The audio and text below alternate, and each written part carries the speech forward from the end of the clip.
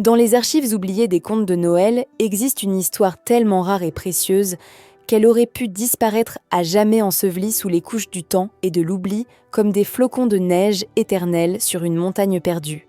Cette légende méconnue parle d'un amour intemporel qui s'est cristallisé au cœur de l'hiver, transformant deux destins séparés en une saga romanesque digne des plus grands récits de prestige et de raffinement. Avant de vous plonger dans ce mystère captivant, je vous invite à rejoindre notre communauté de passionnés en vous abonnant à cette chaîne et en activant la cloche de notification. Car chaque histoire de luxe et de légende mérite d'être partagée avec ceux qui apprécient l'excellence et l'exclusivité. Ce geste de soutien nous permet de continuer à vous présenter les secrets les plus fascinants du monde, des grands récits, des traditions oubliées et de l'héritage inestimable qui façonne notre culture. Au cœur du 19e siècle, dans les montagnes enneigées d'une contrée nordique baignée par la magie hivernale, deux âmes se sont trouvées par le plus grand des hasards. Le premier personnage de cette épopée était un aristocrate fortuné, un homme dont le nom résonnait comme celui des grandes familles qui possédaient châteaux et terres infinies. Ses richesses considérables lui permettaient de voyager à travers l'Europe, de séjourner dans les palais somptueux et de fréquenter les cercles les plus fermés de la haute société. Il voyageait à bord de calèches dorées, escorté par une suite de serviteurs vêtus de livrées impeccables, symbole de la distinction aristocratique. Sa généalogie remontait à plusieurs siècles, ses ancêtres ayant bâti des empires commerciaux et accumulé des fortunes considérables. La seconde figure de ce drame romantique était une femme de talent et de mystère, une artiste peintre dont les toiles captivaient les regards les plus avertis. Ses œuvres reflétaient une sensibilité artistique rare, une capacité à transformer les émotions en couleurs et en formes qui parlaient directement à l'âme. Bien que ses origines fussent pas-de-lance plus modestes que celles de son futur amant, elle possédait quelque chose que l'argent ne pouvait jamais acheter, une création authentique et une profondeur d'âme inégalée. Elle vivait dans un petit atelier perché dans les hauteurs de la ville, un refuge où elle créait ses masterpieces loin du tumulte de la vie urbaine. Son studio était rempli de toiles magnifiques, de pinceaux usés par l'usage et de pots de peinture contenant les couleurs les plus subtiles. C'est lors d'une exposition d'art prestigieuse que leurs chemins se croisèrent pour la première fois, lors d'une soirée de gala hivernale où l'élite se rassemblait pour admirer les plus belles créations. L'aristocrate fut immédiatement ébloui par une toile particulière, une peinture représentant un paysage hivernal mystérieux où les nuances de bleu et de blanc semblaient danser ensemble comme deux amoureux enlacés. Ce qu'il ne savait pas, c'est que cette œuvre avait été peinte par la jeune femme qui se tenait à quelques mètres de lui, observant discrètement les réactions des visiteurs face à son travail. Lorsque leurs regards se croisèrent, il se produisit un moment d'électricité silencieuse, une reconnaissance instantanée que les âmes sœurs reconnaissent instinctivement. Elle portait une robe de velours noir qui contrastait avec la blancheur de sa peau et ses yeux brillaient comme des émeraudes précieuses. Pendant plusieurs mois, ils se virent en secret, loin des regards scrutateurs de la bonne société. Ils se donnaient de rendez-vous dans des lieux discrets, des jardins enneigés secrets, où personne ne les dérangerait, des petits salons privés, chauffés par des foyers de marbre blanc, où ils pouvaient se parler librement de leurs rêves et de leurs peurs.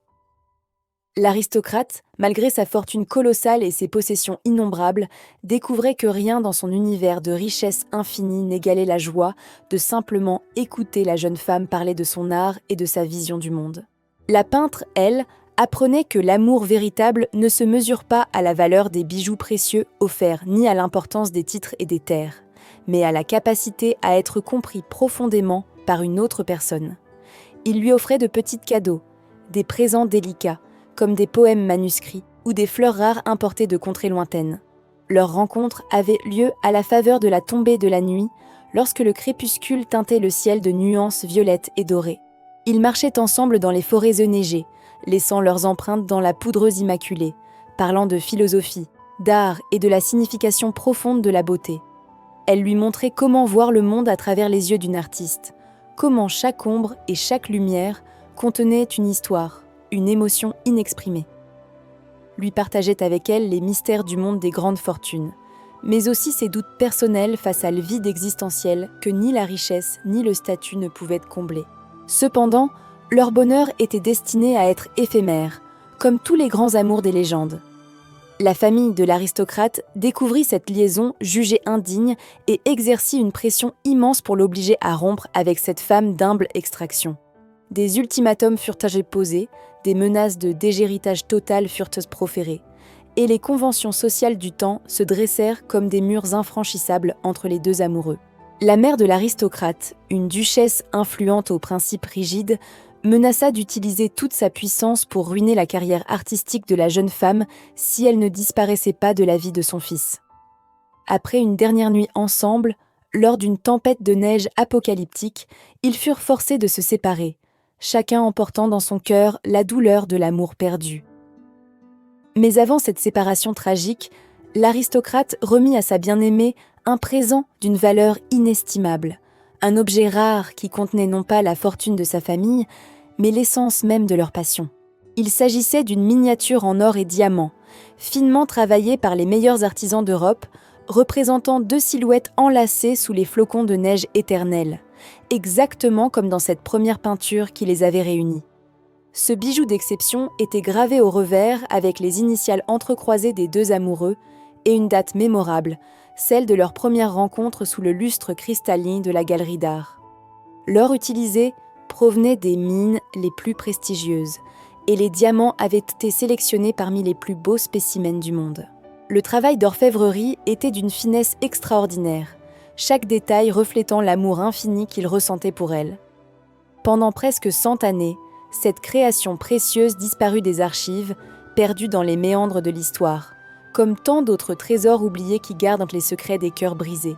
Les descendants de la jeune femme conservèrent l'objet en secret, le transmettant de génération en génération comme un héritage spirituel plutôt que matériel. C'est seulement à la fin du XXe siècle qu'un collectionneur passionné découvrit cette relique historique dans une vieille malle à la vente aux enchères d'une succession aristocratique. Le collectionneur, connaisseur avisé de pièces rares et précieuses, reconnut immédiatement l'importance de cette trouvaille extraordinaire.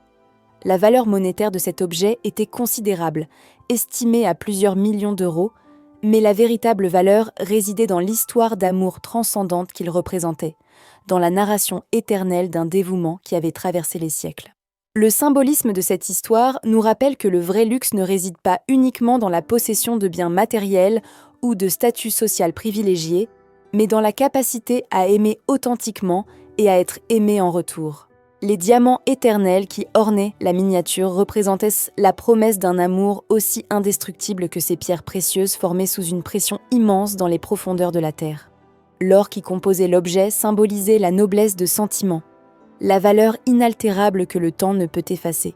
Les artisans qui ont créé ce bijou comprenaient que leur travail devait transcender la simple ornementation pour devenir un vecteur d'immortalité émotionnelle. Cette légende perdue nous enseigne également que dans chaque conte de Noël véritable, il existe une dimension de sacrifice et de renoncement. Des choix impossibles que les cœurs doivent faire face aux réalités implacables du monde. C'est ce qui donne sa profondeur à ces récits. Non pas le bonheur parfait et sans nuages, mais la beauté tragique d'un amour qui persiste malgré l'adversité et la séparation. Les grandes histoires du monde ne sont jamais celles où tout se termine harmonieusement, mais plutôt celles où la passion humaine rivalise avec le destin et laisse des traces indélébiles à travers les âges. Aujourd'hui encore, lorsque les premières neiges de l'hiver recouvrent le monde de leur manteau blanc et cristallin, certains prétendent que dans les anciennes forêts nordiques, on peut percevoir l'écho de cette histoire d'amour perdu. Un murmure emporté par le vent hivernal raconte la saga éternelle de deux âmes qui se sont trouvées un instant dans le temps. Cette histoire nous rappelle que l'amour véritable, celui qui transforme les cœurs et inspire les artistes, demeure le luxe suprême, bien au-delà de tous les châteaux, de tous les yachts et de toutes les fortunes colossales. C'est dans ces instants de connexion profonde que réside le prestige authentique de l'existence humaine.